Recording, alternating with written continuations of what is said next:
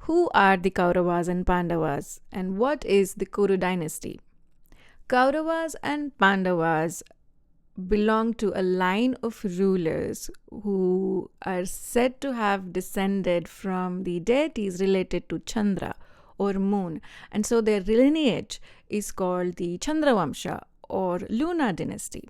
Some say that the kings and princes of this dynasty have the energy from the moon, and that makes them more passionate and sensitive, a little bit emotional.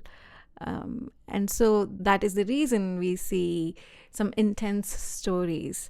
They fight intensely, they hunt intensely, and they love intensely.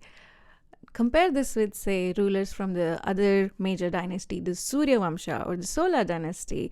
They have the energy of the sun, and the kings and princes of this dynasty tend to be more stoic and reserved and responsible. Think Lord Rama. He belonged to the Surya Vamsha. So the kings from this Chandra Vamsha have interesting stories, and they were very good rulers. Some of them include Buddha, Pururavas, Nahusha, Yayati, and many others.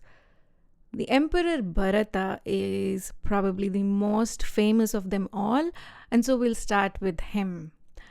Bharata was the descendant of Puru, who is the son of Yayati. So Puru and his 4 brothers started their own tribes or dynasties, and the Puru dynasty is the famous of them all. Under Puru dynasty, there was a clan named the Bharatas, and under the Bharatas, a very important battle was fought. This battle is called the Battle of the 10 Kings. The Bharatas won, and under them, several tribes unite, and they eventually form the Kuru dynasty. This battle is mentioned in the Rig Veda, and it is said to have taken place in the end of Rigvedic period. And that is how the Kuru dynasty was formed. The kingdom of Kuru included modern-day states of Haryana, Punjab, Delhi, and parts of western Uttar Pradesh. Their rule lasted from Middle Vedic period to Late Vedic period, that is between 1200 BCE and 500 BCE. The tribes practiced semi-nomadic pastoralism, agriculture, and trade, and the Kuru kings supplemented their income by raiding their neighbors, stealing cattle, and demanding bali or tribute. The Kuru kingdom was dominant during the rule of Parikshit and Janamejaya. They established the Kuru state, becoming the first such state in Indian history. They also majorly influenced the social and religious culture of the country, and their influences spread all over the country and lasts till date.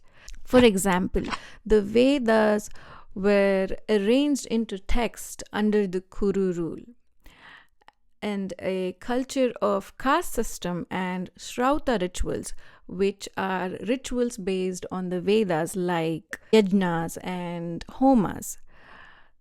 These emerged during their rule as well, and we see these influences in our day-to-day life even today. During the late Vedic period, the Kuru state declined and they eventually lost power.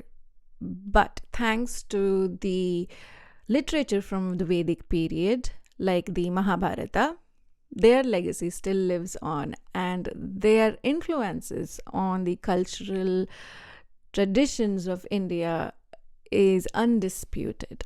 But what exactly happened with the Kauravas and Pandavas? Issues of illness and infertility plague the family, which leads to issues with regards to succession, which breeds resentment amongst the cousins Kauravas and Pandavas. This leads to a final face-off in the Kurukshetra war, in which a large number of allies from both sides perished. Many involved belong to the Lunar dynasty. The Kauravas were completely destroyed, and very few on the Pandavas' side remained.